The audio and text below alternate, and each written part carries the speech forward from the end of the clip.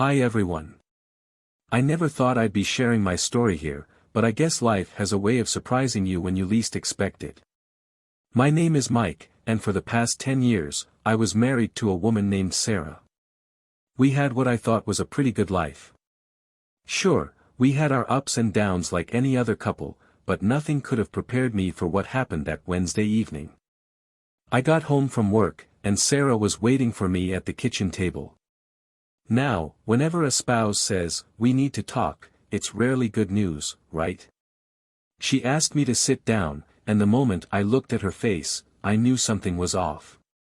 There was this weird nervous energy in the air, and it made my stomach turn.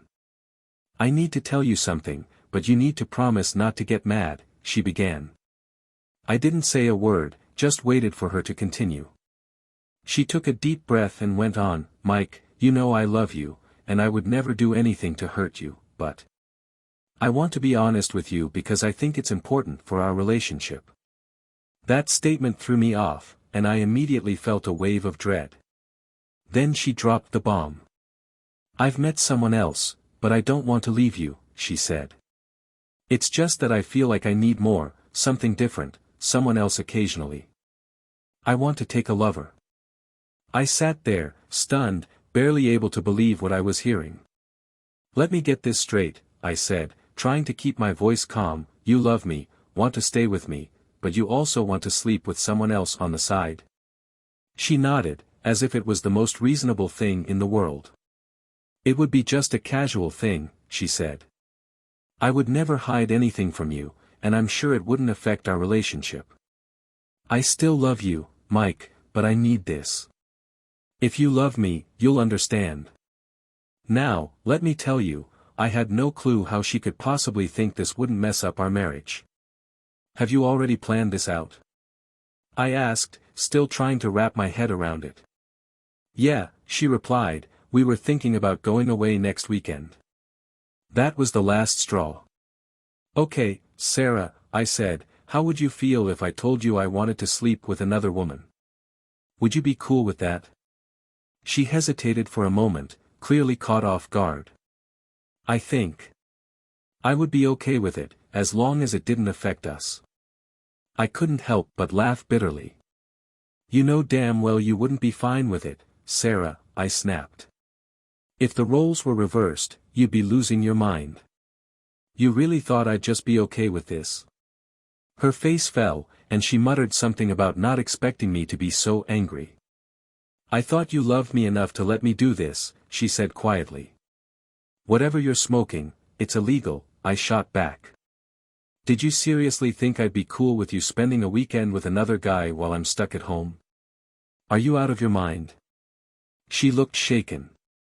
I didn't think you'd say no." "Well, you didn't think this through at all, did you?" I said, standing up. "Give me a few days to think about it. We'll talk again on Sunday." With that, I went to our bedroom and started packing my things. I was moving into the guest room. "What are you doing?" she asked, her voice trembling a little. "I don't want to sleep in the same bed with someone who's thinking more about another guy than they are about me," I told her flatly. Then I slammed the door behind me. That night, I barely slept, lying awake in the guest room, my mind racing. I knew one thing for sure: if she went through with this, our marriage was over. I couldn't live with that kind of betrayal. But I had a plan. The next morning, I left the house at my usual time but didn't say a word to her.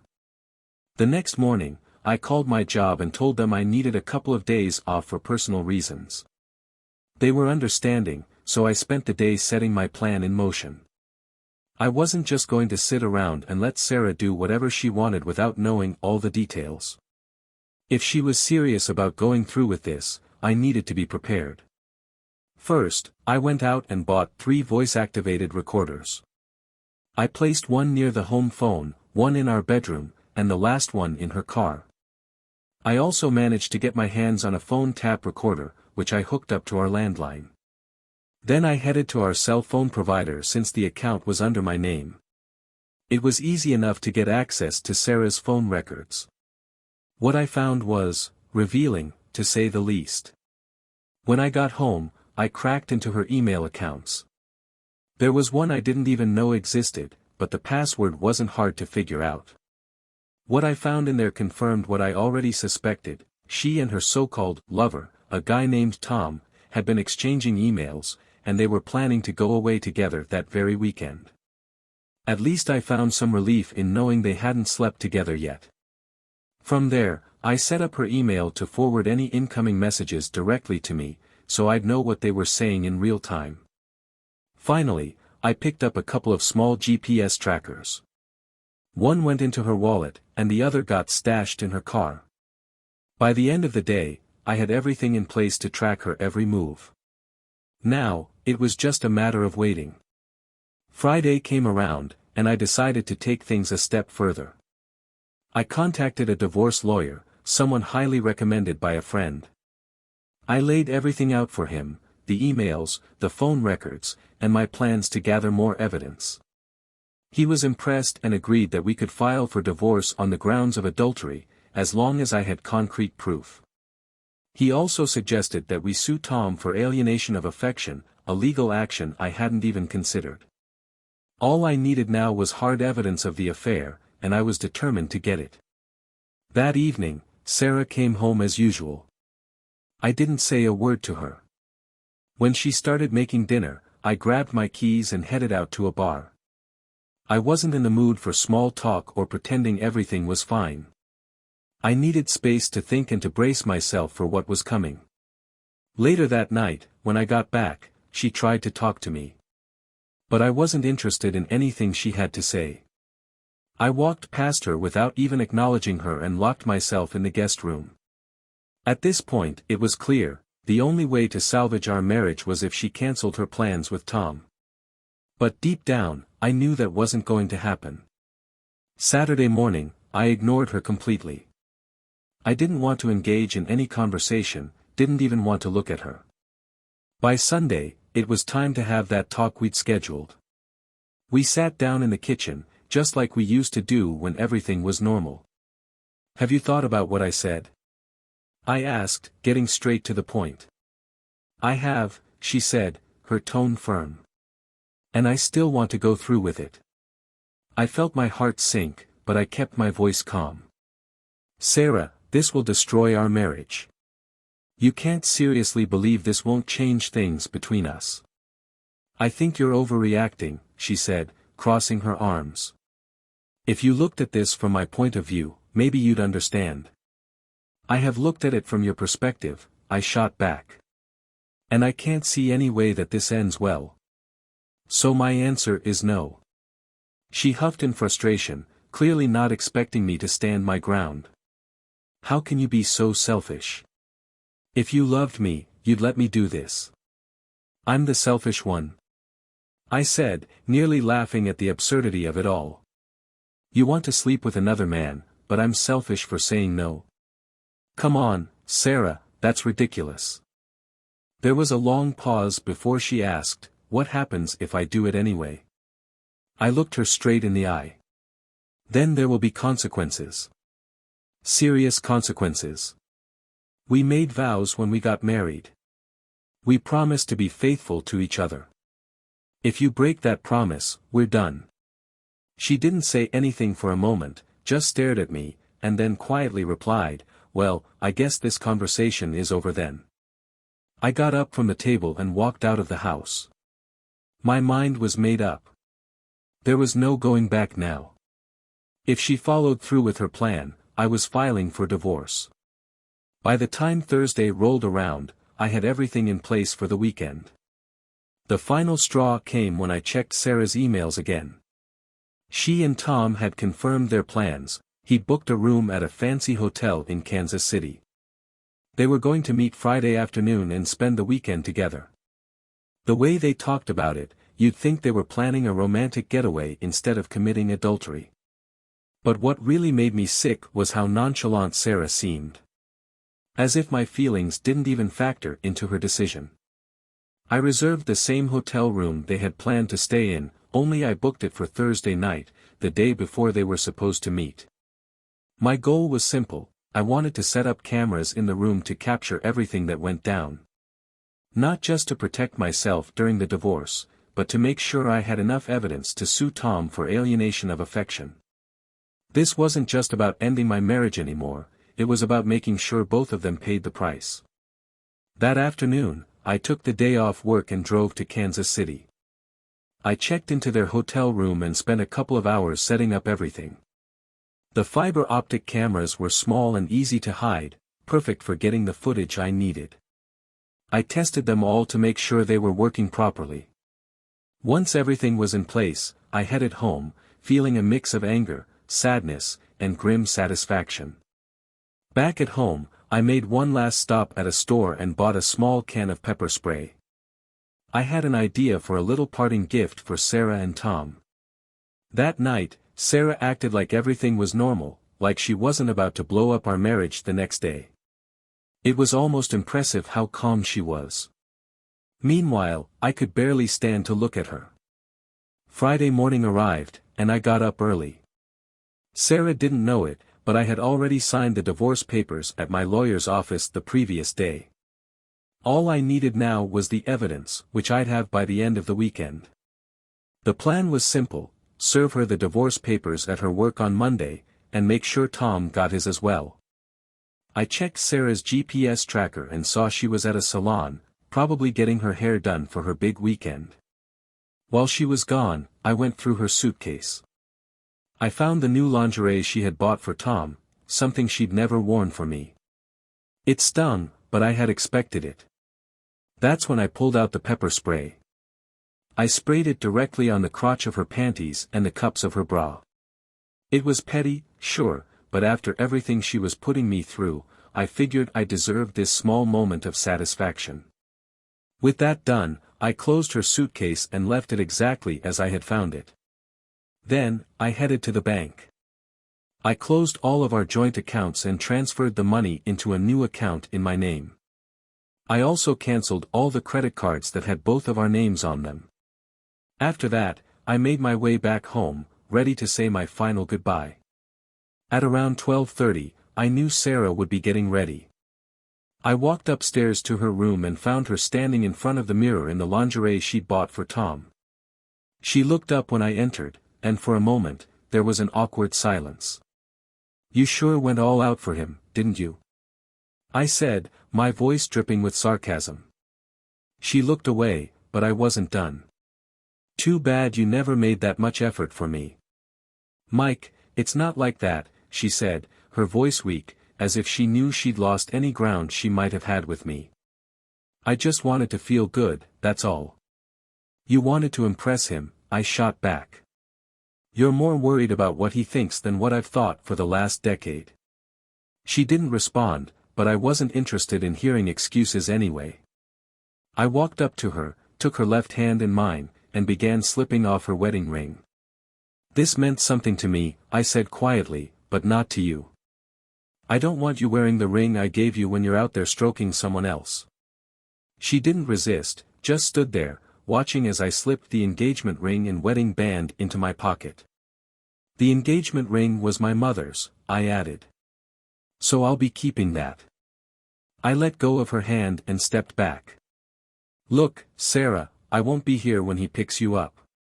But let me make one thing clear, don't bring him into this house. If you do, there will be hell to pay. Do you understand?" She nodded, looking stunned. "I won't. I promise." "Good," I said, turning to leave. "I'll be watching."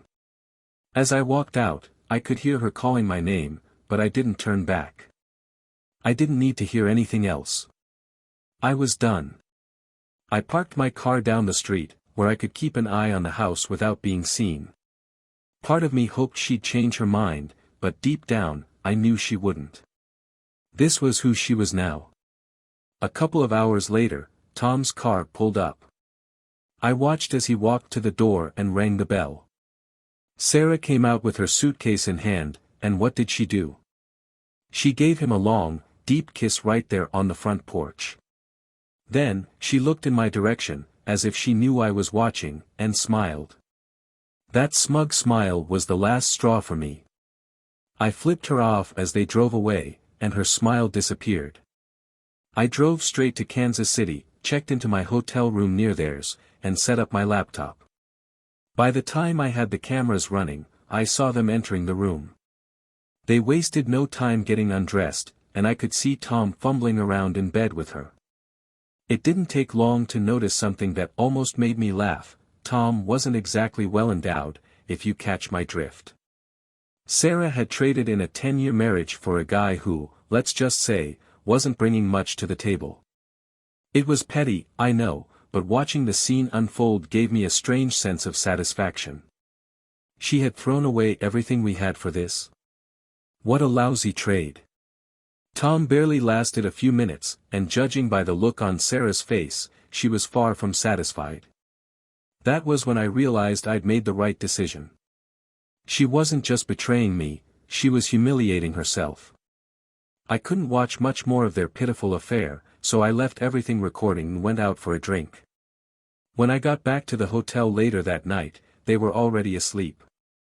Sarah looked frustrated, and Tom, well, he looked pretty satisfied with himself. It didn't matter to me anymore.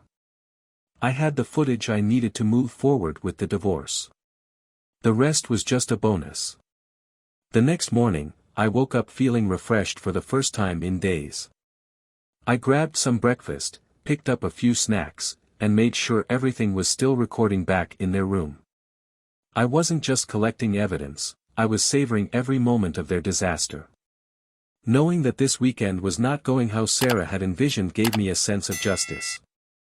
Around mid-morning, I called a local florist. Every year on our anniversary, I used to send Sarah a bouquet of flowers, always the same arrangement.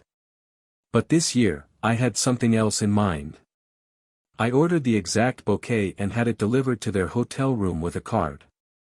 I didn't bother signing it, the flowers themselves would be enough to get under her skin. The timing was perfect. They had gone out for a bit and returned just as the flowers arrived. I watched through the cameras as Sarah's face changed from surprise to discomfort the moment she saw them.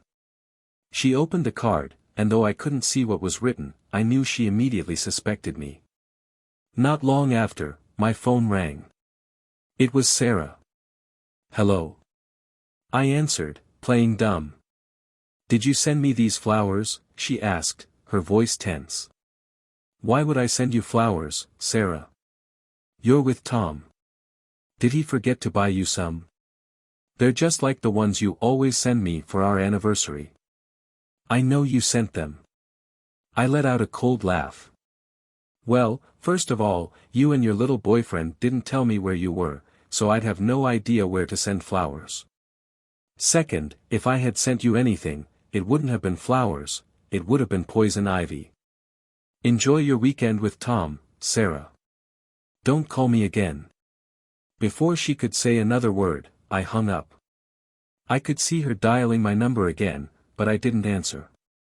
She threw the flowers into the trash, clearly rattled by the reminder of what she was throwing away. That was only the beginning of my fun. Since I had their room number and their weekend was already falling apart, I decided to up the ante. A little while later, they were back in bed, Tom trying to make another go at it. I figured this was the perfect moment to send a pizza to their room, Sarah's favorite. I called up the hotel's go-to-delivery place and placed an order in her name. About 10 minutes into their lovemaking session, there was a knock on the door. The pizza delivery guy stood there with a box, asking for payment.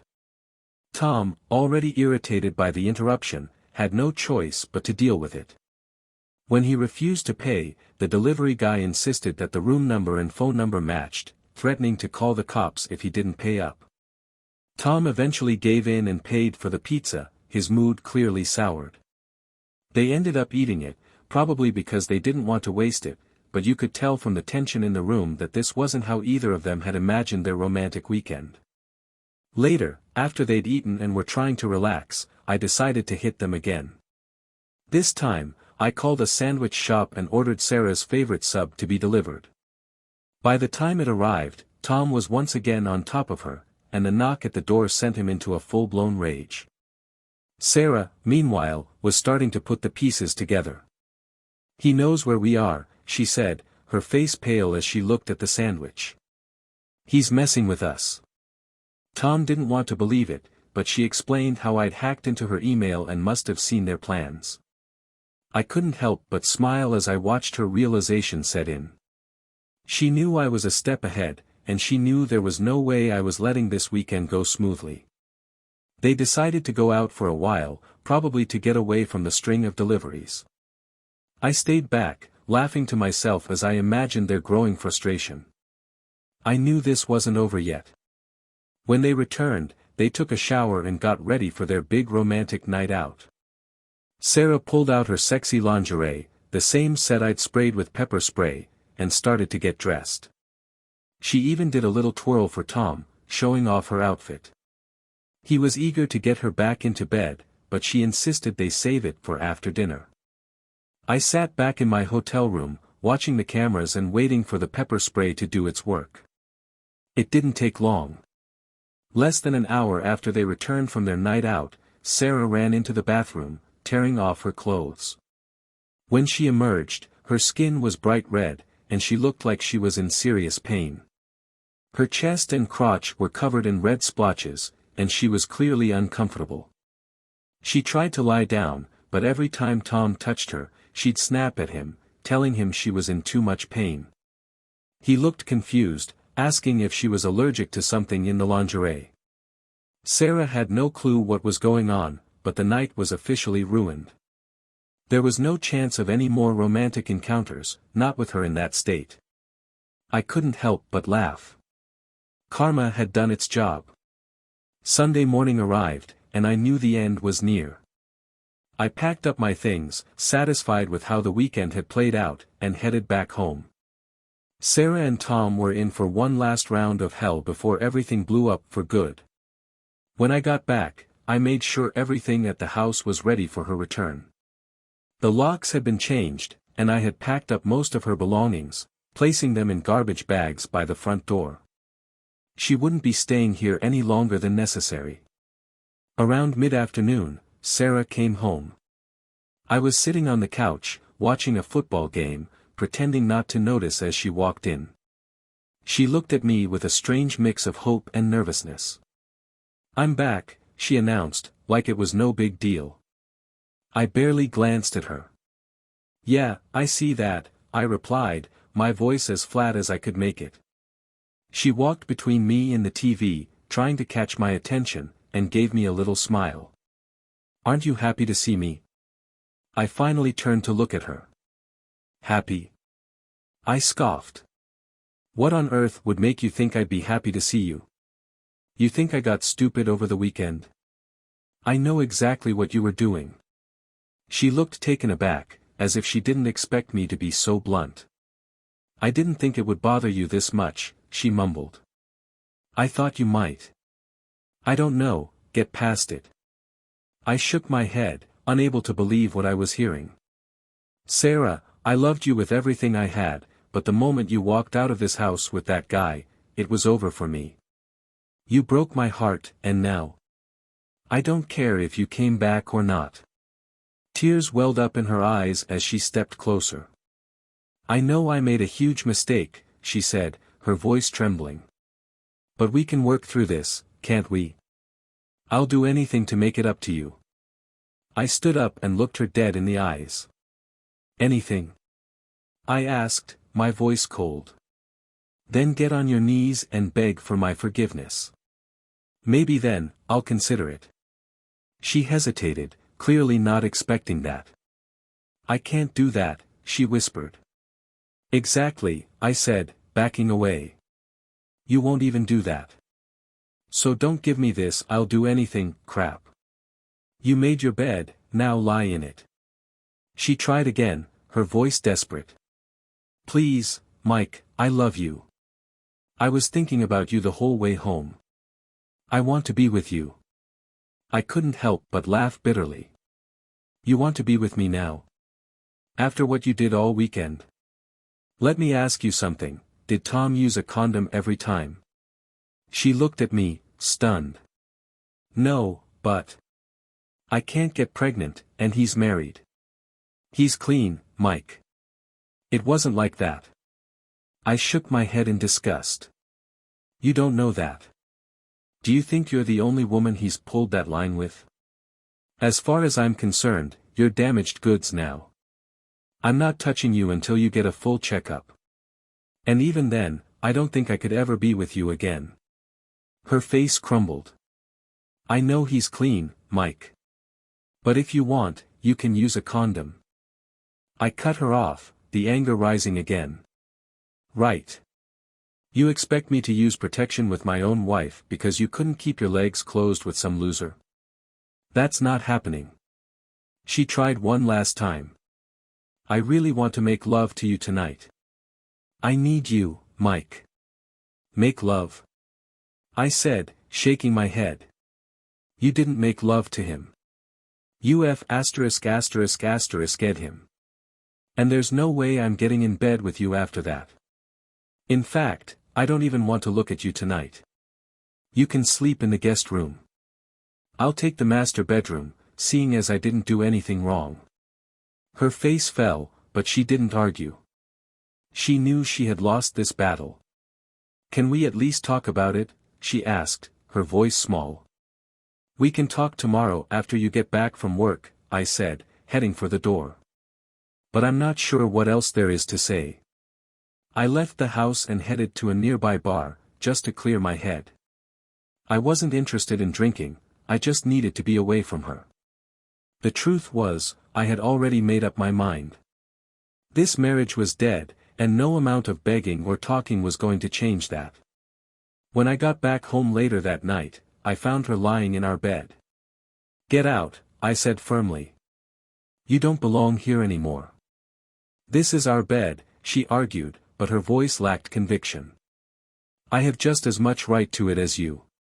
You gave up that right the moment you walked out with him, I shot back. So either get out, or I'll drag you out myself. She started crying, but she got up and left the room. I closed and locked the door behind her, ignoring the sound of her sobbing as she walked down the hallway. It didn't matter anymore. Nothing she could say or do was going to fix what she had broken. The next morning, I barely acknowledged her as she got ready for work. She looked at me with tearful eyes and said, I love you, Mike. I didn't respond with anything more than a cold, indifferent look. I used to love you too, I replied, emphasizing the past tense. The tears started to flow again as she turned and left the house. As soon as she was gone, I began packing the rest of her things into garbage bags. It was time for her to be out of my life for good. After Sarah left for work that morning, I got down to business. I packed all her remaining belongings into garbage bags and placed them by the front door. Every item felt like I was getting rid of a piece of the past, a life I could no longer recognize. Once everything was ready, I made a call I'd been waiting to make. I reached out to Tom's wife, Jenny. She picked up the phone, clearly surprised to hear from me. Hey, Jenny. This is Mike, Sarah's husband, I said, my voice calm but direct.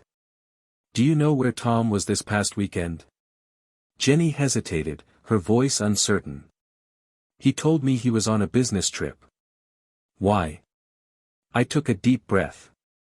He wasn't on a business trip. He spent the weekend with my wife, Sarah. I've got all the proof you need, emails, texts, everything. I'm willing to share it with you if you want to know the truth. There was silence on the other end of the line, and then I heard her voice crack. You have proof? Yes, I said firmly. And I can send it to you. Or better yet, we can meet up, and I'll show you everything. To my surprise, Jenny agreed. We arranged to meet later that afternoon. When I arrived at her house, I was taken aback. Jenny was absolutely stunning, tall, blonde, and beautiful in a way that made me wonder how Tom could be so foolish. I could tell she was equally surprised to see me, but we didn't dwell on it. There was too much to discuss. I laid everything out for her, emails between Tom and Sarah, phone records, the video evidence I had gathered over the weekend. She was furious, but she held it together. We talked for a while, and by the end of it, Jenny decided to hire my divorce lawyer to handle her case too. The lawyer agreed to take both of our cases, and even offered a discount for handling them together. As we left the office, Jenny thanked me for telling her the truth. "I can't believe this is happening," she said, her voice heavy with emotion. "I know," I replied. "But we'll get through it. We deserve better than this." We said our goodbyes, and I returned home, ready for what came next. It wasn't long before my phone rang. It was Sarah, and she sounded panicked. "What the hell is going on, Mike?" she yelled. "I just got served with divorce papers at work. And Tom got papers too, he's being sued for something. What the hell is this?" I didn't bother pretending to be sympathetic. "It's exactly what I told you would happen if you went through with your little weekend adventure. Consequences, Sarah. Did you really think there wouldn't be any? I didn't think you'd actually do this," she whimpered, her voice small and defeated. "Well, you thought wrong. Now, if you want to talk more, we'll discuss it when you get back to the house. I'm done with this conversation for now."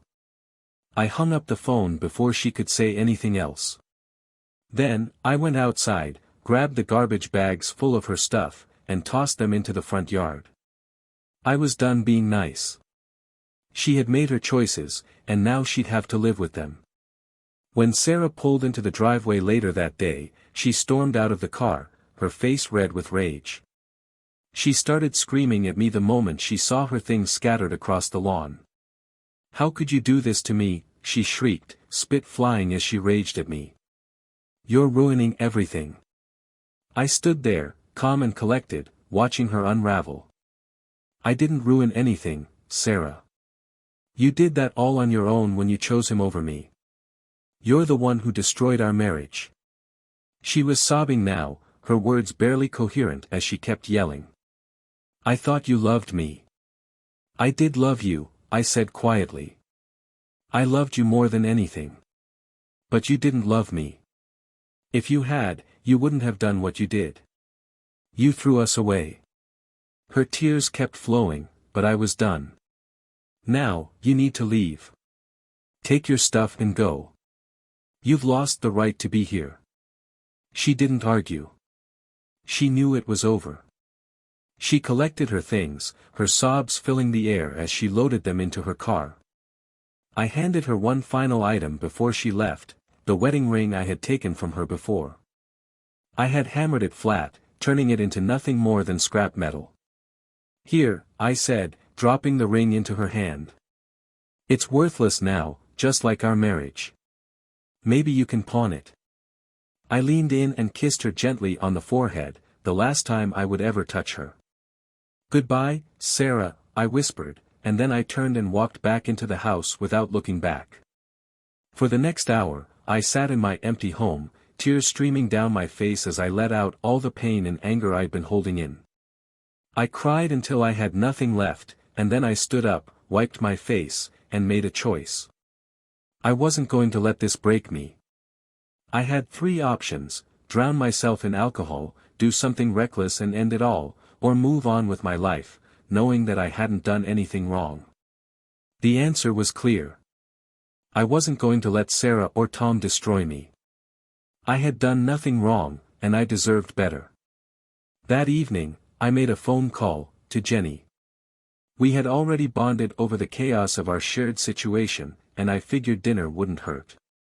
She agreed to meet, and as we hung up, I felt something I hadn't felt in a long time: hope. Maybe we'd just be friends, or maybe it would turn into something more. Either way, I knew I was moving forward. As I sat there, thinking about everything that had happened, a small smile crept across my face. Sarah might have broken my heart, but she didn't break me. I was free. That's the end of my story. If you're going through something similar, just know that there's life after betrayal. And sometimes, walking away is the best decision you can make. Dear listeners, thank you for your incredible support and for tuning into my stories on YouTube. Your enthusiasm and feedback mean the world to me. Stay tuned for more exciting tales. Warm regards.